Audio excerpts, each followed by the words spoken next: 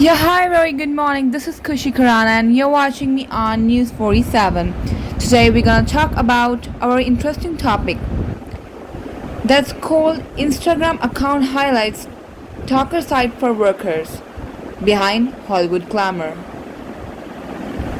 A film crew sets up lights and cameras for showing a screen on the lawn of Los Angeles City Hall.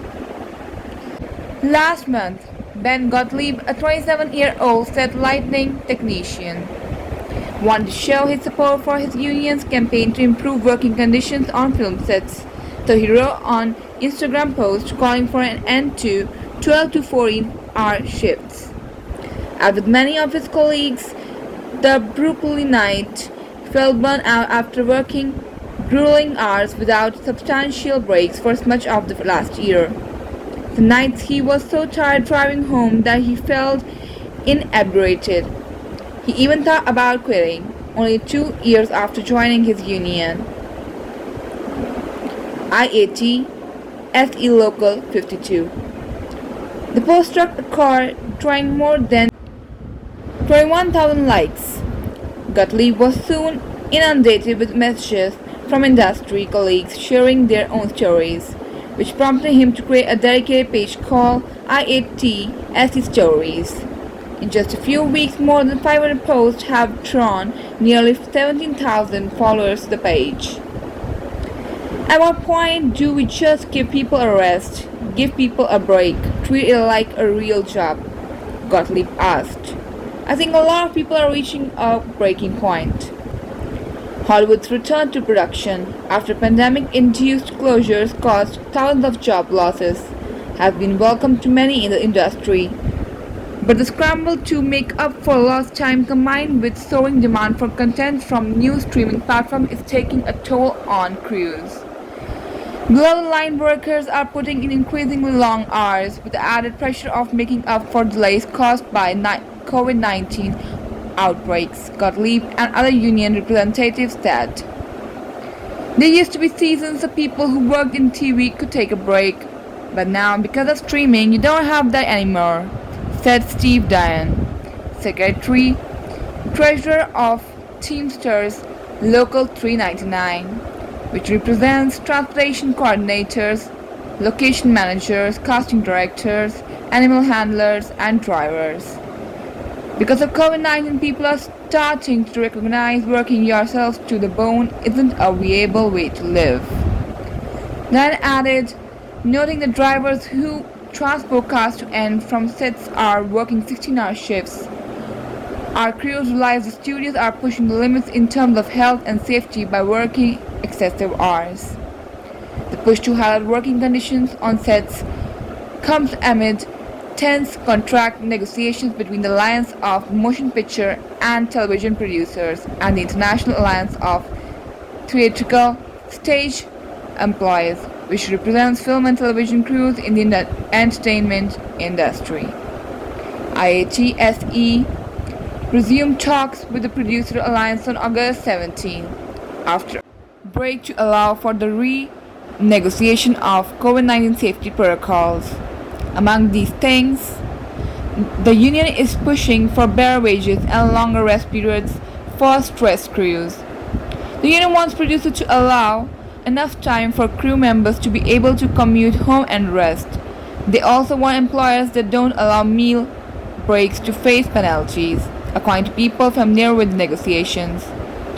The turnaround time for crews, the period workers have been between leaving the set and returning the next day, varies depending on the production and union local. Customers, for example, get 10 hours. For editors, it's 9. Actors can get 12 hours. One complaint is so-called fracture days,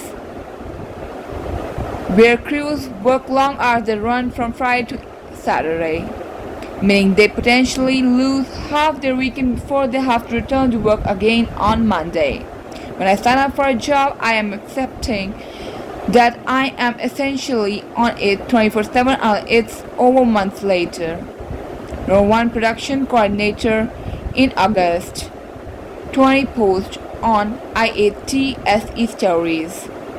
IATS and AMPTP, whose members include streaming companies like Netflix, Amazon, and Apple, and traditional studios such as Walt Disney and Warner Bros., declined to comment. Complaints of long hours aren't new. In 1997, assistant camera operator Brent Hirschman died after falling asleep at the wheel of his car as he was driving home from a 19-hour workday on the Long Beach set of the movie Pleasantville. The accident inspired Oscar-winning cinematographer Haskell Wexler to make the documentary Who Needs Sleep in 2006. Earlier this month, Alliance raised their own concerns over the hazards of long unsafe working hours, according to Deadline. Gottlieb said that IATSE story's first report on by Jacobin magazine was his own initiative and that union leaders had no role in establishing the Instagram page. He said he chooses stories that touch on systematic issues in the industry rather than personal grievances.